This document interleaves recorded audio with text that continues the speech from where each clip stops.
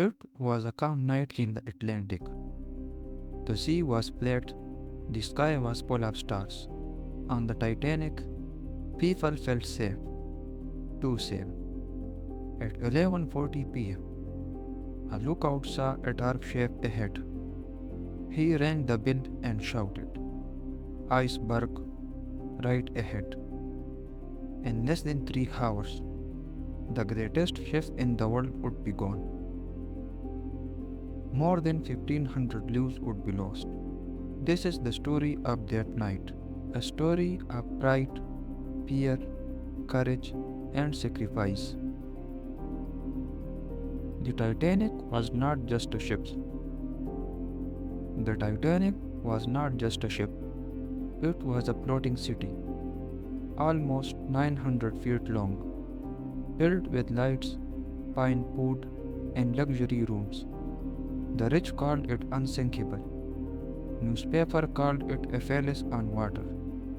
On board were two worlds.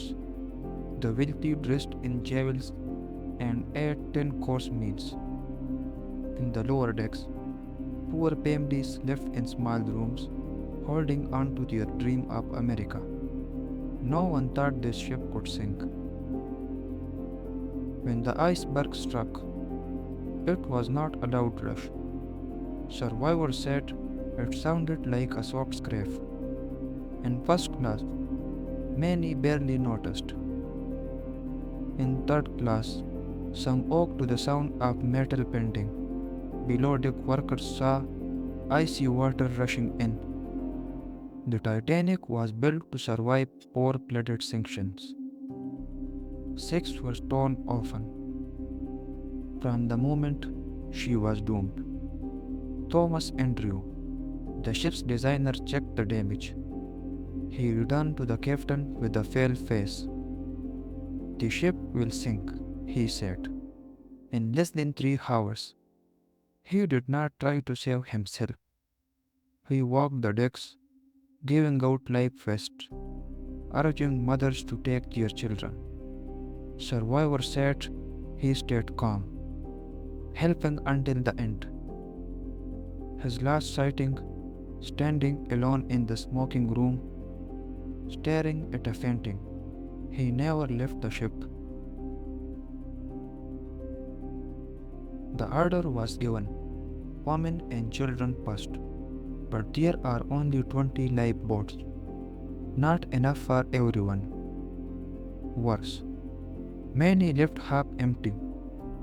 Lifeboat number 1 carried just 12 people, though it could hold 65. Some passengers refused to leave. They thought Titanic could not sink.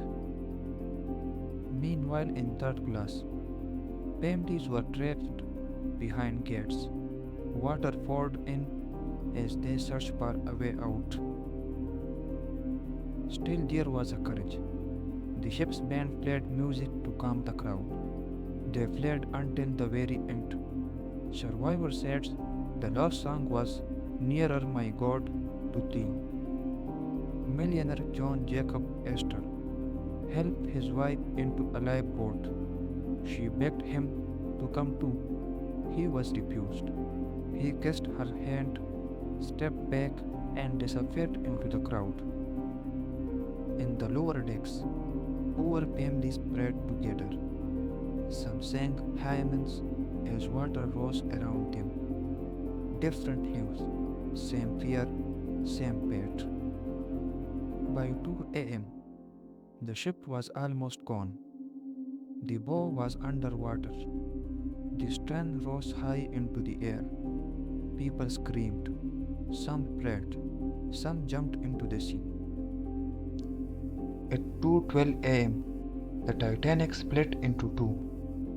The back of the ship lifted like a tower. Then it crashed down with a deafening roar. Survivors said, "It sounds like 1,000 guns." And then silence. The great ship was gone. More than 1,500 people were left in the freezing water. The cries of groaning voices filled the night. Then one by one they faded. Only silence remained. Out of 2,200 people, just 705 survived.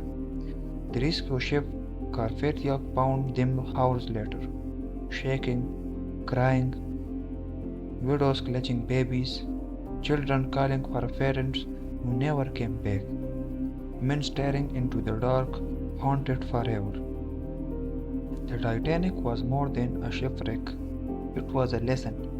It showed that fright can be deadly, that money cannot buy safety, that in the face of fear, true courage shines. Some gave up their places so others could live. Some froze in fear, some showed love until their final breath. The Titanic rests at the bottom of the Atlantic, broken, silent, but never forgotten. It remains us one of truth. No matter how strong we think we are, the sea is always stronger.